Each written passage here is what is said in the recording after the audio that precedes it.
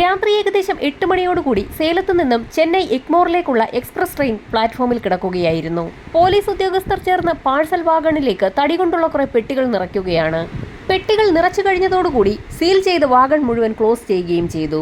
പല സ്റ്റേഷനുകളിലും ട്രെയിൻ നിർത്തേണ്ട ആവശ്യകത ഉള്ളതുകൊണ്ട് തന്നെ സീൽ ചെയ്ത വാഗണുകളെ അനുഗമിക്കുന്ന പോലീസ് ഉദ്യോഗസ്ഥർ ഓരോ സ്റ്റേഷനിലെത്തുമ്പോഴും ഇറങ്ങി വാഗൺ പരിശോധിക്കുന്നത് അനിവാര്യമായിരുന്നു. രാത്രി ഏകദേശം 12:30 മണിയോടുകൂടി ട്രെയിൻ വിരുദ്വാചൽ സ്റ്റേഷനിലെത്തിയ സമയത്ത് 1 മണിക്കൂറോളമാണ് അവിടെ ട്രെയിൻ പിടിച്ചിട്ടതിന് കാരണം ഇതുവരെ വാഹനം ഓടി വന്നത് ഡീസൽ എഞ്ചിനിലായിരുന്നു.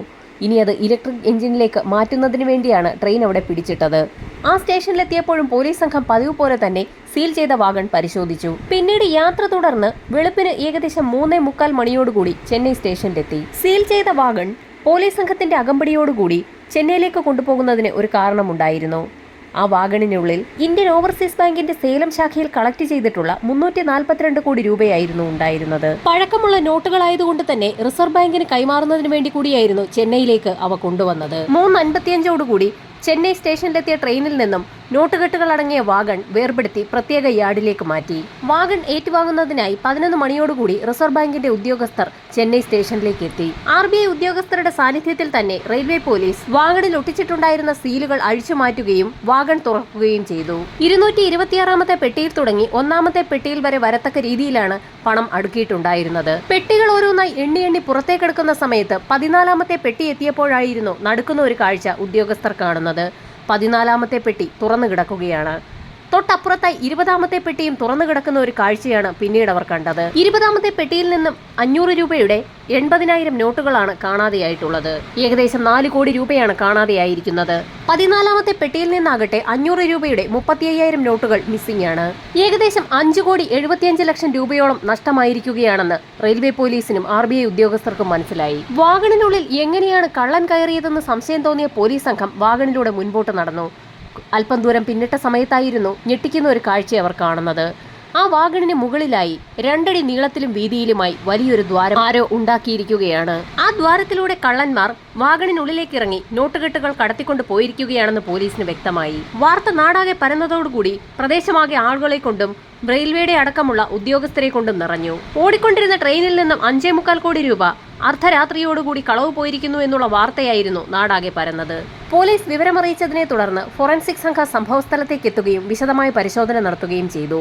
ഫോറൻസിക് സംഘത്തിന്റെ പരിശോധനയിൽ 4 വിരലടയാളങ്ങളും ചില രക്തക്കറകളും കണ്ടെത്തി.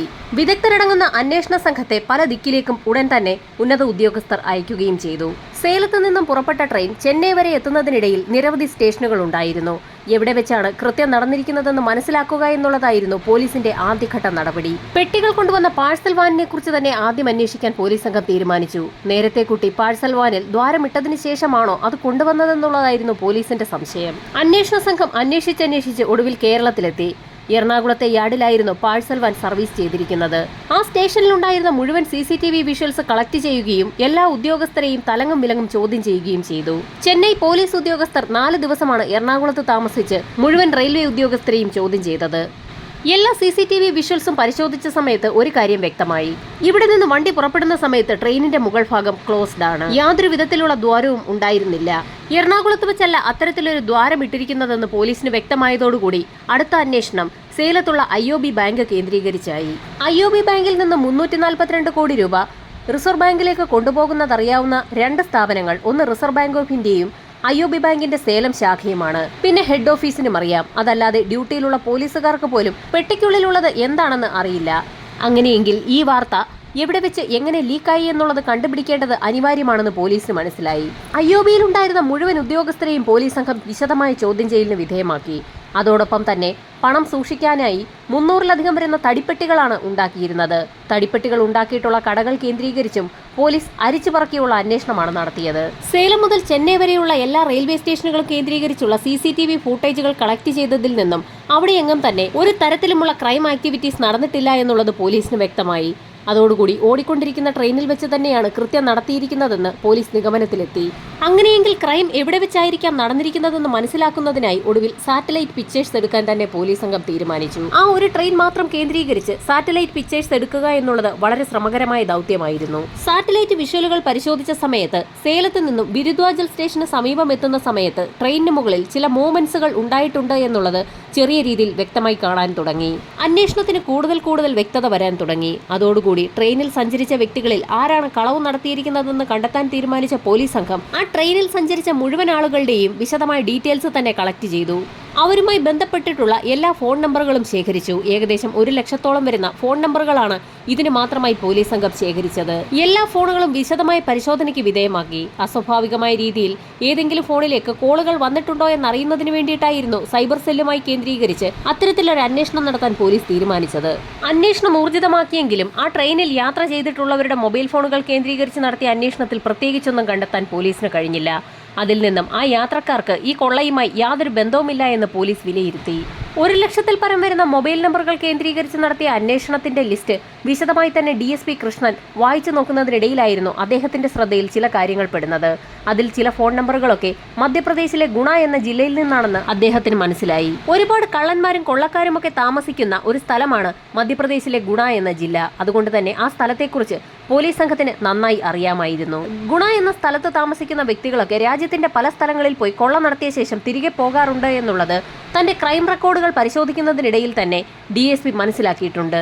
അത്തരത്തിലൊരു ജില്ലയിൽ നിന്നുള്ള ആളുകളുടെയൊക്കെ ഫോൺ നമ്പറുകൾ സംഭവം നടക്കുന്ന സമയത്ത് ആ ലൊക്കേഷൻ പരിധിയിൽ വന്നത് പോലീസിൽ ചില സംശയങ്ങൾ ഉണ്ടാക്കി. DSPയുടെ നിർദ്ദേശപ്രകാരം ഒരു സംഘം പോലീസുകാർ മധ്യപ്രദേശിലെ ഗുണ ജില്ലയിലേക്ക് പുറപ്പെട്ടു. മധ്യപ്രദേശ് സ്റ്റേഷനിലെത്തി അവിടുത്തെ പോലീസുകാരുമായി ചേർന്ന് തന്നെ വിശദമായ ഒരു അന്വേഷണം നടത്തി. അന്വേഷണത്തിൽ ഗുണ ജില്ലയിലെ പർദി വിഭാഗത്തിൽപ്പെടുന്ന ട്രൈബ്സ് ആണ് ഇത്തരത്തിലുള്ള കുറ്റകൃത്യങ്ങൾ സ്ഥിരമായി നടത്താറുള്ളതെന്നും എന്നാൽ അവർ സൗത്ത് ഇന്ത്യയിലേക്ക് മോഷണത്തിനായി പോകാറില്ല എന്നുമുള്ള വിവരമായിരുന്നു ലഭിച്ചത്. സൗത്ത് ഇന്ത്യയിലേക്ക് മോഷണത്തിന് പോകാറില്ല എങ്കിൽ അത്തരത്തിലുള്ള ആളുകളുടെ മൊബൈൽ ഫോൺ നമ്പറുകളൊക്കെ ആ സമയത്ത് എങ്ങനെയായിരുന്നു സേലം പരിധിയിൽ വന്നതെന്നായിരുന്നു പോലീസിന്റെ സംശയം. കൊടും കുറ്റവാളികളായതുകൊണ്ട് തന്നെ ആ മൊബൈൽ ഫോണുകൾ കേന്ദ്രീകരിച്ച് പിന്നീട് അന്വേഷണം നടത്തിയെങ്കിൽ പോലും ഒരു വിവരവും പോലീസിന് ലഭിച്ചില്ല. ആ സാഹചര്യത്തിൽ മധ്യപ്രദേശിലെ അന്വേഷണം അവസാനിപ്പിച്ച് പോലീസ് സംഘം തിരികെ ചെന്നൈയിലേക്ക് പുറപ്പെട്ടു. പോലീസ് അന്വേഷണം പുരോഗമിച്ചെങ്കിലും പ്രത്യേകിച്ച് വിവരങ്ങളൊന്നും ലഭിച്ചില്ല. അങ്ങനെ ഏതാനും നാളുകൾക്ക് ശേഷം സമാന രീതിയിൽ ഒരു കുറ്റകൃത്യവുമായി ബന്ധപ്പെട്ട് 2 ആളുകളെ പോലീസ് സംഘം കസ്റ്റഡിയിലെടുത്തു. അവരെ ചോദ്യം ചെയ്യുന്നതിനിടയിലായിരുന്നു DSP കൃഷ്ണന്റെ ശ്രദ്ധയിൽ ഒരു കാര്യം പെടുന്നത്. ആ 2 വ്യക്തികളുടെയും പേരുകൾ അവസാനിക്കുന്നത് പർദി എന്ന വാക്കോടുകൂടിയാണ്. നേരത്തെ ട്രെയിൻ റോബറിയുമായി ബന്ധപ്പെട്ട് മധ്യപ്രദേശിലെ ഗുണ ജില്ലയിൽ അന്വേഷണം നടത്തിയ സമയത്ത് പർദി വിഭാഗത്തിൽപ്പെടുന്ന ആളുകളാണ് ഇത്തരത്തിൽ കൊടും കുറ്റവാളികളായി ഇവിടെ നിന്നും രാജ്യത്തിന്റെ പല ഭാഗങ്ങളിൽ പോയി കുറ്റകൃത്യങ്ങൾ നടത്തി തിരികെ എത്താറുള്ളതെന്ന് അവിടുത്തെ സ്റ്റേഷനിൽ നിന്നും DSP കൃഷ്ണന് വിവരം ലഭിച്ചിരുന്നു. അതുകൊണ്ട് തന്നെ പിടിക്കപ്പെട്ട 2 പേരെയും വിശദമായി തന്നെ ഒന്ന് ചോദ്യം ചെയ്യാൻ പോലീസ് സംഘം തീരുമാനിച്ചു. പിടിക്കപ്പെട്ട വ്യക്തികളുടെ പേര് റോഹൻ പർദി എന്നും ദിനേശ് പർദി എന്നുമായിരുന്നു. അവരെ ചോദ്യം ചെയ്തപ്പോഴാണ് അവരുടെ ലീഡർ ഒരു മൊഹർ സിംഗ് പർദിയാണെന്നുള്ളത് പോലീസിന് മനസ്സിലാകുന്നത്. മൊഹർ സിംഗിനെ കുറിച്ചുള്ള അന്വേഷണം എത്തിയത് ഗുണ ജില്ലയിലെ തന്നെ ഒരു ജയിലിലാണ്. വേറെ ചില കുറ്റകൃത്യങ്ങളിൽപ്പെട്ട് മൊഹർ സിംഗ് ഗുണ ജില്ലയിലെ തന്നെ ഒരു ജയിലിൽ കഴിയുകയായിരുന്നു. പോലീസ് സംഘം ഉടൻ തന്നെ ഗുണ ജില്ലയിലേക്ക് പുറപ്പെടുകയും അവിടുത്തെ ജയിലിൽ കഴിയുകയായിരുന്ന മൊഹർ സിംഗിനെ കേസന്വേഷണത്തിന്റെ ഭാഗമായി ചെന്നൈയിലേക്ക് എത്തിക്കുകയും ചെയ്തു. ലീഡറായ മൊഹർ സിംഗിനെ ഉൾപ്പെടെയുള്ള ആളുകളെ ചേർത്ത് വിശദമായൊരു ചോദ്യം ചെയ്യൽ തന്നെയാണ് ചെന്നൈ പോലീസ് ക്ലബ്ബിൽ പോലീസുകാർ നടത്തിയത്. ചോദ്യം ചെയ്യലിൽ ഞെട്ടിക്കുന്ന ഒരു കഥ തന്നെയാണ് മൊഹർ സിംഗും കൂട്ടരും പോലീസിനോട് പറഞ്ഞത്. കുറ്റകൃത്യം നടത്താൻ തീരുമാനിക്കുന്ന സ്ഥലത്ത് ഏകദേശം 1 മാസം മുൻപ് തന്നെ ഇവരെത്താറുണ്ട്. പച്ചക്കറി കച്ചവടക്കാരുടെയും സാധനങ്ങൾ വിൽക്കുന്നവരുടെയും ഒക്കെ വേഷത്തിലാണ് ആളുകൾക്കിടയിൽ ഇവർ കറങ്ങി നടക്കാറുള്ളത്. രാത്രികാലങ്ങളിൽ റെയിൽവേ ലൈനിന്റെ വശങ്ങളിലോ ഏതെങ്കിലും പാലത്തിനടിയിലോ റോഡിന്റെ വശങ്ങളിലോ ടെന്റ് കെട്ടിയാണ് ഇവരുടെ താമസം. അവിടെ താമസിക്കുന്ന 1 മാസം കൊണ്ട് കൊള്ളയടിക്കേണ്ട സ്ഥലത്തെപ്പറ്റിയും കൊള്ളയടിക്കേണ്ട രീതികളെപ്പറ്റിയുമൊക്കെ അവർ വിശദമായി തന്നെ പ്ലാൻ ചെയ്യും. വൻതോതിൽ ഇന്ത്യ ഒട്ടാകെ ഓടി നടന്ന് കൊള്ള നടത്തി പോകുന്ന ഈ സംഘത്തിന് സംരക്ഷണം ഒരുക്കുന്നത് അവരുടെ ഗ്രാമം തന്നെയാണ്. ഡൽഹി, ഹരിയാന, പഞ്ചാബ്, ഉത്തർപ്രദേശ് എന്നിവിടങ്ങളിലൊക്കെ സ്ഥിരമായി മോഷണം നടത്തി പിടിക്കപ്പെടുമെന്നുള്ള ഒരു ഘട്ടം വന്നപ്പോഴാണ് സൗത്ത് ഇന്ത്യയിൽ മോഷണം നടത്തുന്നതിനായി സംഘം പുറപ്പെട്ടത്. അങ്ങനെ അവർ മോഷണത്തിനായി തിരഞ്ഞെടുത്തത് തമിഴ്നാടായിരുന്നു. തമിഴ്നാട്ടിലൊക്കെ കറങ്ങി നടക്കുന്നതിനിടയിലായിരുന്നു മോഷണ സംഘത്തിൽ ഉൾപ്പെടുന്ന ഒരു പർദിയുടെ ചെവിയിലേക്ക് ഒരു വാർത്ത എത്തുന്നത്. IOB ബാങ്ക് പഴയ നോട്ടുകൾ കളക്ട് ചെയ്ത് റിസർവ് ബാങ്കിന് കൈമാറുന്നു എന്നുള്ള ഒരു വാർത്തയായിരുന്നു അയാൾ ശ്രദ്ധിച്ചത്. അയാൾ ഉടൻ തന്നെ അക്കാര്യം തങ്ങളുടെ ലീഡറായ മൊഹർ സിംഗ് പർദിയെ അറിയിക്കുകയും ചെയ്തു. പിന്നീട് ആ സംഘത്തിന്റെ മുഴുവൻ ശ്രദ്ധയും IOB ബാങ്കിലേക്കായിരുന്നു. കളക്ട് ചെയ്യപ്പെട്ട 342 കോടി രൂപയുടെ പഴയ നോട്ടുകൾ IOB ട്രെയിൻ മാർഗം ചെന്നൈയിലേക്ക് കൊണ്ടുപോകുന്നു എന്ന് മനസ്സിലാക്കിയ സംഘം വിശദമായ ഒരു പ്ലാൻ തന്നെ തയ്യാറാക്കി. മുഴുവൻ തുകയും അടിച്ചുമാറ്റാൻ തീരുമാനിച്ച മൊഹർ സിംഗിന്റെ സംഘം ചെന്നൈ മുതൽ സേലം വരെയുള്ള റൂട്ടിൽ 20 തവണയാണ് യാത്ര ചെയ്തത്. എവിടെ വെച്ച് എങ്ങനെ മോഷണം നടത്താമെന്ന് പ്ലാൻ തയ്യാറാക്കുന്നതിന് വേണ്ടിയായിരുന്നു 20 തവണയിൽ പരം അവർ ട്രെയിൻ മാർഗം ചെന്നൈയിൽ നിന്നും സേലത്തേക്കും തിരികെയും യാത്ര ചെയ്തത്. അങ്ങനെ പല ആവർത്തി യാത്ര ചെയ്തപ്പോഴാണ് നിർണായകമായൊരു വിവരം മൊഹർ സിംഗിനും ടീമിനും മനസ്സിലാകുന്നത്. ട്രെയിൻ യാത്രക്കിടയിൽ ചിന്നസേലത്തിനും വിരുദ്വാചലത്തിനുമിടയിൽ 45 മിനിറ്റോളം ട്രെയിൻ നിർത്താതെ ഓടുന്നുണ്ട്. ഈ സമയത്ത് ഡീസലിലാണ് ട്രെയിൻ ഓടുന്നത്. അതുകൊണ്ട് തന്നെ ട്രെയിനിന്റെ മുകൾ ഭാഗത്ത് കയറിയിരുന്നാൽ യാതൊരു പ്രശ്നവും ഉണ്ടാകില്ല. ട്രെയിൻ ഒരു സ്റ്റേഷനിലും നിർത്താതെ 45 മിനിറ്റോളം ഓടുന്ന ആ സമയത്ത് തന്നെ ട്രെയിനിന്റെ മുകൾ ഭാഗം തുറക്കുകയും ആ ബോഗിക്കുള്ളിൽ കടന്ന് പണം അടിച്ചു മാറ്റുകയും ചെയ്യണമെന്നുള്ളതായിരുന്നു അവരുടെ പ്ലാൻ. അങ്ങനെ IOB ബാങ്കിൽ നിന്നും RBIയിലേക്ക് നോട്ടുകെട്ടുകൾ കൈമാറുന്ന ദിവസമെത്തി. അന്ന് വൈകുന്നേരം നോട്ടുകെട്ടുകൾ അടങ്ങിയ ട്രെയിൻ ചിന്നസേലത്തെത്തിയ സമയത്ത് ഇരുട്ടിന്റെ മറവിൽ പതുങ്ങിയിരുന്ന 5 അംഗ സംഘം അവിടെ നിന്നും ട്രെയിനിന് മുകളിലേക്ക് കയറി. ഈ സമയത്ത് പ്രഗത്ഭരായ പോലീസ് സംഘം പ്ലാറ്റ്ഫോമിൽ ബോഗികൾ ഓരോന്നായി പരിശോധിക്കുന്നുമുണ്ടായിരുന്നു. നോട്ടുകെട്ടുകൾ അടങ്ങിയ ബോഗികൾ പരിശോധിക്കുന്ന അതേ സമയത്ത് തന്നെ പോലീസ് സംഘം നിൽക്കുന്നതിന് തൊട്ട് മറുപുറത്തുകൂടി മോഷണ സംഘം അതേ ബോഗിയിൽ തന്നെ പിടിച്ച് മുകളിലേക്ക് കയറുകയായിരുന്നു. പോലീസ് സംഘം അവരുടെ പരിശോധനയൊക്കെ പൂർത്തിയാക്കി ട്രെയിനിനുള്ളിലേക്ക് കടന്നു. ചിന്നസേലത്ത് നിന്നും ട്രെയിൻ പതുക്കെ പുറപ്പെടുന്ന സമയത്ത് തന്നെ ട്രെയിനിന് മുകളിലുണ്ടായിരുന്ന സംഘം അവരുടെ കൈവശമുണ്ടായിരുന്ന ബാറ്ററി ഉപയോഗിച്ചുള്ള കട്ടർ കൊണ്ട് ട്രെയിനിന്റെ മുകൾ ഭാഗം തുരന്നു തുടങ്ങി. അവരുടെ കൈവശം മാനുവൽ കട്ടറും ഉണ്ടായിരുന്നു. കട്ടർ ഉപയോഗിച്ച് ട്രെയിനിന്റെ മുകൾ ഭാഗം കട്ട് ചെയ്യുന്നതിനിടയിലായിരുന്നു കൂട്ടത്തിലുണ്ടായിരുന്ന ഒരു വ്യക്തിയുടെ വിരൽ മുറിയുന്നതും ചില രക്തക്കറകളൊക്കെ ബോഗിക്കുള്ളിലേക്ക് വീഴുന്നതും. മുകളിലുണ്ടായിരുന്ന 5 പേരിൽ 2 പേർ ബോഗിക്കുള്ളിലേക്ക് ഇറങ്ങുകയും കൂട്ടത്തിലുണ്ടായിരുന്ന ഒരു തടിപ്പെട്ടി പൊളിക്കുകയും പെട്ടിക്കുള്ളിൽ നിന്ന് നോട്ടുകെട്ടുകൾ പൂർണ്ണമായും അയാൾ ഉടുത്തിരുന്ന കൈലി അഴിച്ചതിന് ശേഷം ആ കൈലിക്കുള്ളിലേക്ക് പൊതിഞ്ഞു കെട്ടുകയും ചെയ്തു. അങ്ങനെ നോട്ടുകെട്ടുകൾ അടങ്ങിയ കൈലി മുകളിൽ കാത്തു നിൽക്കുന്ന വ്യക്തികൾക്ക് കൈമാറി. ശേഷം രണ്ടാമത്തെ പെട്ടി പൊളിക്കുകയും ആ പെട്ടിക്കുള്ളിൽ നിന്ന് കിട്ടാവുന്നത്ര നോട്ടുകെട്ടുകൾ ശേഖരിക്കുകയും ചെയ്തു. അപ്പോഴേക്കും ട്രെയിൻ വിരുദ്വാചൽ സ്റ്റേഷന് സമീപം എത്തിയതുകൊണ്ട് തന്നെ ഉദ്യമം പൂർത്തിയാക്കി ബോഗിക്കുള്ളിലേക്ക് ഇറങ്ങിയ ആ 2 പേരും അവരുടെ കൈവശം ശേഷിച്ച നോട്ടുകെട്ടുകളുമായി ട്രെയിനിന് മുകളിലേക്ക് കയറി. വിരുദ്വാചൽ സ്റ്റേഷൻ എത്തുന്നതിന് മുൻപ് തന്നെ വയലൂർ പാലമുണ്ട്. ആ പാലത്തിന് സമീപത്തായി മൊഹർ സിംഗ് പർദി കാത്തു നിൽക്കുകയായിരുന്നു. ട്രെയിൻ പാലത്തിന് സമീപം എത്തിയപ്പോൾ 2 കൈലികളിലായി പൊതിഞ്ഞു കെട്ടിയിരിക്കുന്ന നോട്ടുകെട്ടുകൾ മൊഹർ സിംഗ് പർദിക്ക് നേരെ ആ സംഘം എറിഞ്ഞുകൊടുത്തു. വിരുദ്വാചൽ സ്റ്റേഷൻ എത്തുന്ന സമയത്ത് നല്ല ഇരുട്ടാണ്. സ്റ്റേഷനിൽ ട്രെയിൻ നിർത്തുന്നതിന് തൊട്ടു മുൻപായി തന്നെ ആ സംഘം ബോഗിയുടെ മറുവശത്തുകൂടി ഇറങ്ങി ഓടുകയും ചെയ്തു. അവിടെ നിന്നും 5 അംഗ സംഘം മൊബൈൽ ഫോൺ സ്വിച്ച് ഓഫ് ആക്കുകയും തുടർന്ന് വിവിധ ട്രെയിനുകളിലായി മധ്യപ്രദേശിലേക്ക് തിരിക്കുകയും ചെയ്തു.